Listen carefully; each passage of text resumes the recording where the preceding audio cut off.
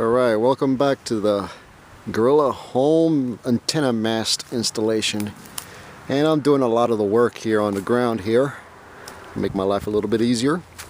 So let's recap what I'm doing and start from the top. So on the very top, I want my scanner antenna. Many other people would have their primary transmit receive antenna on top so they could get out wider and spread their signal wider.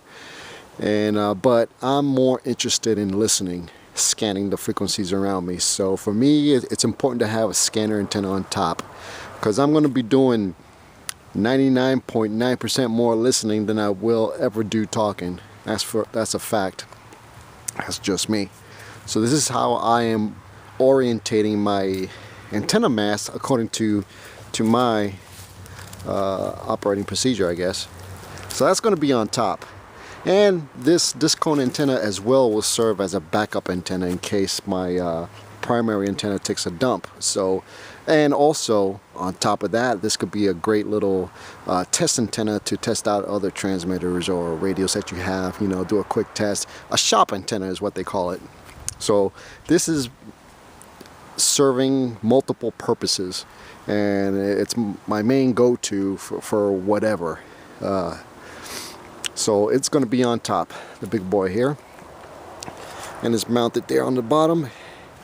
And I have these leftover, they call it donuts, and what it is pipe clamps here, and this sort of rubber donut looking thing here with a couple of holes in it. And they make various sizes and multiple donuts, and on bigger tower installations like for commercial sites, this is one way that they keep all the cables all nice and neat, running up and down the tower without being, you know, tied to the tower all weird and flopping in the wind and stuff like that. It keeps everything all nice and tidy and against wind damage.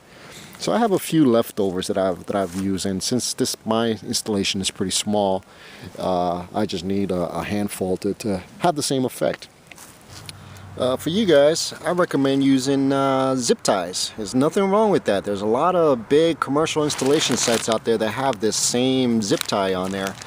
And if you notice, it's blue, and the color is to go with against ultraviolet radiation. So if you use your regular Home Depot black zip tie, that's going to last tops 2 years depending on your environment. The sun will just beat down on it and make the plastic brittle and break. I've seen these things last in the field 10 years plus, in cold climates to you know, regular desert climates. And it's made by Panduit, and it's ultraviolet resistant, so that's why you have the blue color there. And if you noticed, I have it wrapped around the cable in such a way that it's going around the main pole there, and then on the cable itself I have it double wrapped around that. This is just one single piece of cable here, and if you notice, that would give you sort of a little mini barrier between your cable and the pole itself. So if there's any wind out there and you have this just flopping in the wind, it's not going to scrape against your metal pole there and cause breakage into your line. And I've seen that happen once before, with it totally severed the line after years of being flopping in the wind and stuff like that. So this is acceptable right there, and it'll be a cheap alternative to having donuts or whatever. So I got the scanner antenna on top, backup antenna, and right below it, 10 feet below it, is where I'm going to mount my dual band VHF UHF Jim Slim antenna. And I'm using the Jim Slim antenna because it's tough, cheap, and the performance is very good on this for the price. 26 bucks, you can't beat that with a stick. So this is a monopole design. It's not a tower, it's a mast. It's just a single pole, and You're supposed to use guy wires on this, but I'm going to try to skip the guy wires because I don't want to clothesline myself or the kids out here while they, you know, play around back here. So I think my tower is going to be light enough to where it won't need it, but I won't know until I put this damn thing up once and for all. And on my other videos, you see me experiment with the Jim Slim antenna to see how much of a distance does it take to be against obstacles to still be tuned to the right frequency. Hey, psst, get out of there. Thank you. And it's very well camouflaged. I mean, there it is right there. It's just ladder line antenna there. And so I have it a minimum spacing. That's about maybe 40 inches from the center mast to the very end there, and that should negate any detuning of the antenna because of the metal mast. And I will test that at the very end and see if that's true, but during preliminary test that turned out to be true. And also I'm 10 feet below my scanner antenna up there, so that would negate any interference with that up there. Minimal. There will still be a little bit of interference. Nothing is perfect. I'll be running these two lines simultaneously. Other people, other ham shacks or whatever, they have multiple antennas on one mast, like 4 or 5, but they have RF switches that they will be able to switch from one antenna to the other within their ham shack.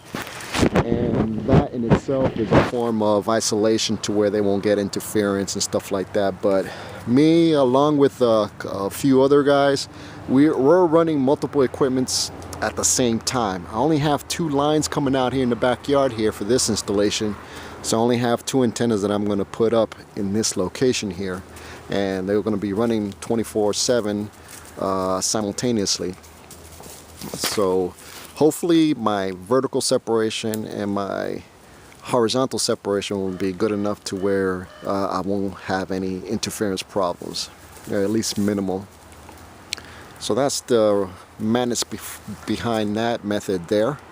And like I said, it's 10 feet from the top of the Jim Slim antenna is 10 feet away from the bottom of the disc cone antenna. And I'm at least 40 inches away from the center mass to where it's going to be hanging at down there. So that's the whole setup right now, and I think I'm ready to go ahead and do a Iwo Jima here and erect this antenna up. I forgot to mention how I have this cross beam here attached to the center tower. And like I said, my installation is not typical. It's not your run-of-the-mill installation. It's not to code. I gotta say, it's a guerrilla installation. I'm using a fiberglass tube here for my cross beam because of weight, and it's all I have, and I don't want to make the antenna top heavy. And I think it would help too to prevent any detuning of the antenna itself here, the Jim Slim antenna that I got put up. So this plate here is what you call a universal crossover plate, and it's made by that same company that makes these brackets here, RFS. And this is what it is. It's an aluminum plate here. It's got various holes there, and then a little kit of various sizes of U-bolts. And I'm sure if you go to Home Depot, you could, you know, make your own. So I don't know how much this cost or anything like that. And the model number to this is model number 237, universal crossover plate. So what I have here is leftover from towers that we took down, and of course I keep all the old stuff because you could reuse them for sure. So that's what I got running there. Now check this out.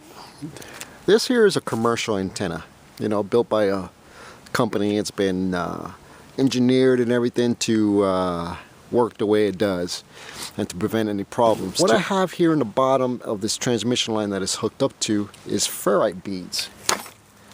Now these ferrite beads, the one I got on there right now is split ferrite beads encased in this plastic snap cap type of deal. and it just fits all over the cable there. And what those ferrite beads does is prevent radio interference. For example, in your car, you go down the road, you hear that high whining noise from the alternator or whatever other onboard electronics coming over your radio. If you put a few ferrite beads into your radio's DC line, your power line, it might negate that interference. Sometimes it's very hard to pin down, but sometimes that does the trick. This is the same concept on this antenna system, and more prevalent on the lower frequencies. If you're running HF and stuff like that, it would choke off common mode, which is a form of interference. Don't understand too much about it because I don't deal with that range of band, but it's something to look out for. And since I got this thing down in the ground like this, I might as well clamp on a couple of ferrite beads that I had laying around as well. Now, this antenna here is built by a entrepreneur from his garage or whatever, workshop, you know, nothing big, nothing small. And this is pretty much a homebrew antenna with common materials, you know, ladder line or whatnot. And homebrew antennas are infamous for having your radiation being radiated out the antenna, and also the radiation sometimes will travel down your transmission line, this line right here, and it'll cause your transmission line to radiate that power that you're transmitting, which will cause detuning of the antenna. Not too efficient. Instead of that radiation being transmitted out into the sky where it needs to go, some of the transmission line will pick up that radiation and emit it in weird ways where it's not optimal. And this particular person that did this Slim Jim antenna, he built in a ferrite bead onto his transmission line here at the end of his cable there, which is really good and thoughtful. But again, when I get this transmission line going on there, I'm going to clamp on a couple of these heavy-duty ferrite beads on there as well.